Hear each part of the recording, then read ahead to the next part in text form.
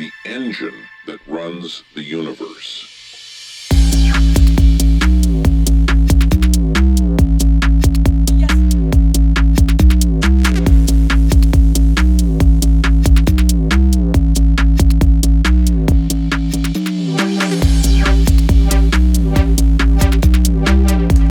So today I'm going to talk briefly about Engine, the Elite Force track that I wrote back in 2008. And what you're hearing here is the new Redux version that came out towards the end of May this year. So first and foremost, what's Redux and why revisit this track, which is 18 years old? The original track came from a production phase and a time when I was very much all about the dance floor bangers. I was DJing all over the world, and revisiting it wasn't for me about nostalgia at all. The question that I was asking myself was, what would this track sound like if I made it now? The other thing is that I was never 100% happy with how this track sounded. It always felt quite sluggish. The tempo just felt like it dragged. So whenever I played it, I had to kind of pitch it up. And when I kind of dove into the sonic characteristics of the original track, it just felt so thick and sludgy. And it was born out of an era where my production style was very much make everything as big as possible. And it was almost like I'd be stacking kick drums and snare drums and loops. And if it didn't feel big enough, I'd just put another loop on there. And so I had this almost wall of sound approach to creating my tracks, which I thought it would be really interesting to go back to this track, just figure out all of the really characterful and interesting DNA and just produce it with the knowledge that I have now. And if we go back to, this is a little snippet of that original version. Yes.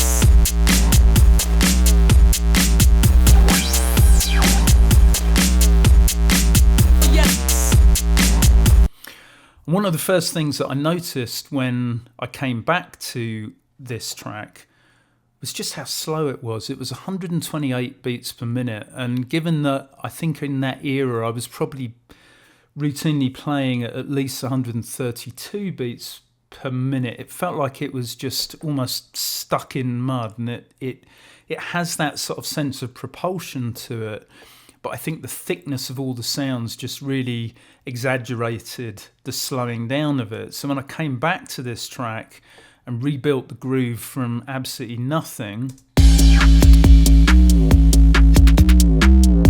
what kind of blew me away was the fact that I was able to speed it up by 10 beats per minute. So this new version is actually running at 138 beats per minute. So what did I find when I came to start work on this track? In a sense, I figured that this was the perfect tune to experiment with this idea of a redux, of a ground up rebuild through the prism of today's knowledge. And the first thing you do when you come back to a track is you see what original parts are available. Now, this track was originally written in 2007. And it was at a point in my career where I was still using Cubase. I had a lot of hardware and outboard. I had a 32-channel Mackie desk. I was still using S3000 samplers, although actually by this stage, most of my audio was being handled within Cubase on the Mac. But I had, for pretty much all of the MIDI parts, I was sending to things like the Nord lead. I had a Novation a supernova. What else did I have? I had a whole bunch of outboard anyway. So my production process was, especially with drums at this point, I think everything was done inside Cubase, but a lot of the external synths and acid lines and stuff were done on hardware. When I came back to this track, I did have the old Cubase file, but I no longer have a copy of Cubase.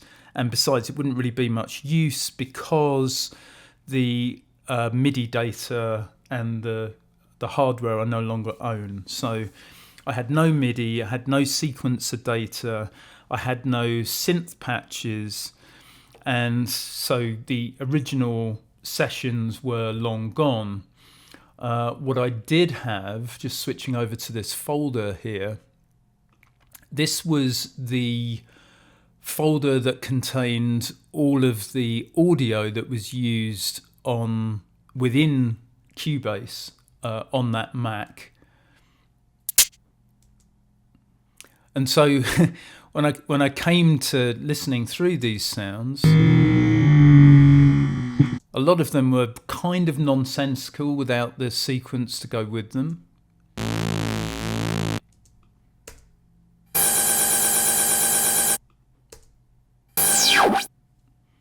But there were one or two sounds like that I was able to salvage and use in the new track. One of the problems with these sounds, though, was that by and large they were recorded with a whole ton of effects on them, and my new sort of production style is extremely clean. So in the vast majority of cases, I ended up creating new samples from the ground up. So one of the limitations of that older production workflow was that I was still mastering things to DAT. So although I did notice on this track that there were a couple of like raw exports of the track, but I was still in between mastering to DAT and exporting the audio. But the problem with a lot of these different components, as I said, without the sequencer files, they kind of didn't really make a huge amount of sense because the samples are all quite fragmented and nonsensical. When I came to writing the track, I didn't make any conscious decision on whether to say maintain the exact format of the arrangement. I also didn't have a fixed idea on whether I wanted every single sound that was used in the original to be used in this version as well. And as I didn't have any of the MIDI files, I saw it as an opportunity really to push into some new sound design. So with the bass, for example, rather than trying to salvage some really dodgy bass samples that were way too slow anyway from that original version, I created the bass completely from the ground up.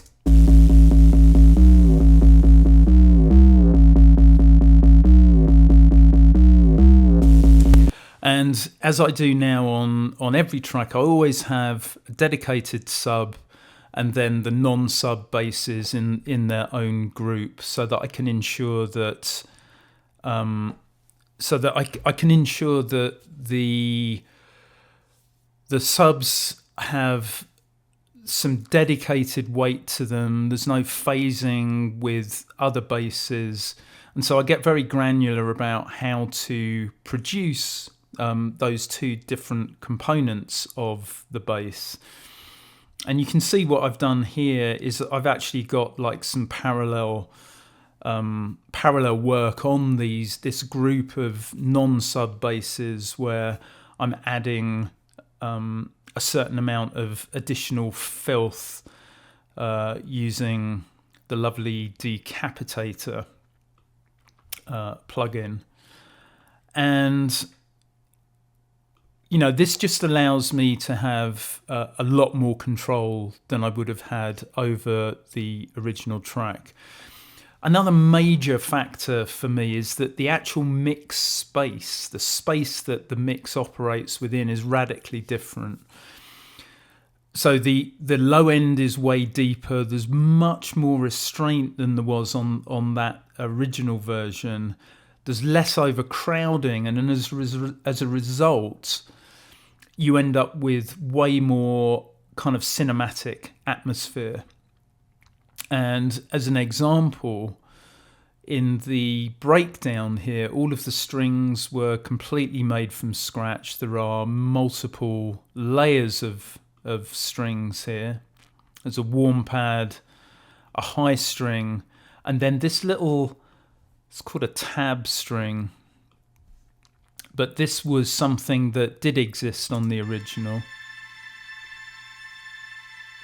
And I kind of wanted to hold on to it because it had an interesting bit of movement to it.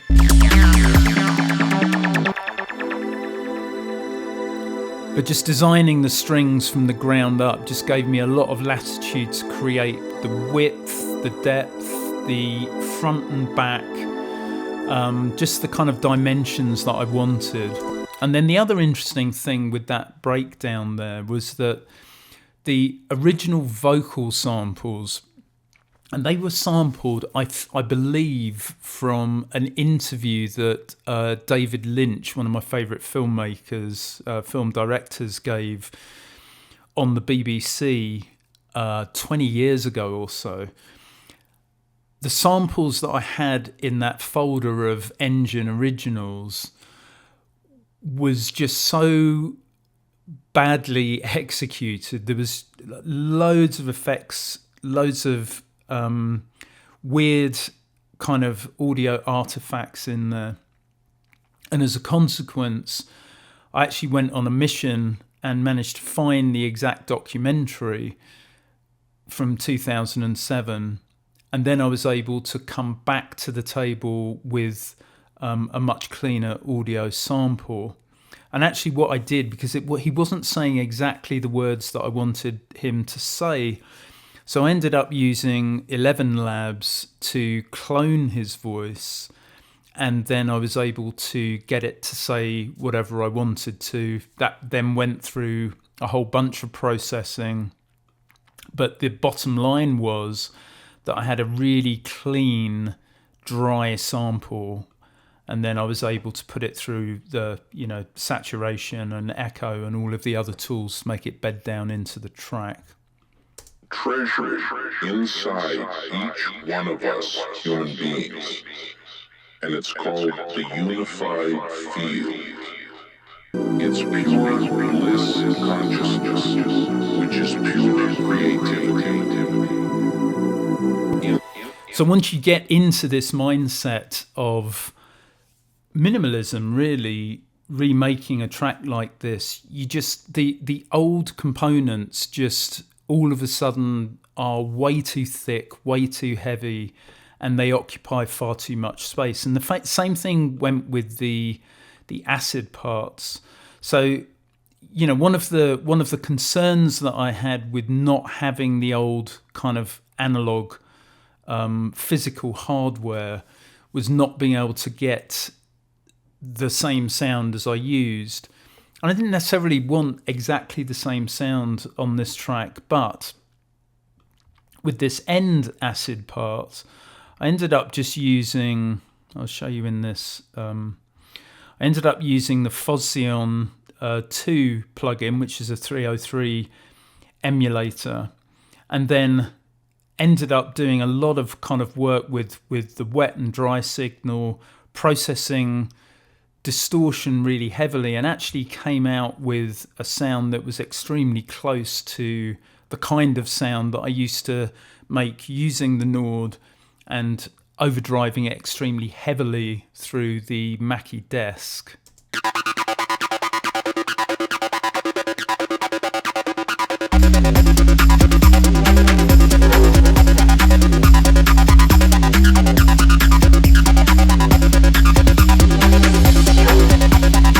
I think what was really cool about that sound is it's not identical to the sound that I had on the original, but in the new version, I just felt like it slotted in just perfectly. So, the biggest difference for me really is not necessarily the tools that I have at my disposal, but it's more the perspective that I have when I'm making music. I recently created this album called Reverie, which is going to be my next Elite Force artist album. It's actually going to be coming out early in 2027 to give me plenty of time to create a live AV show to support that release. But during the making of that album, I developed a much more modern production workflow with really quite cinematic sound worlds.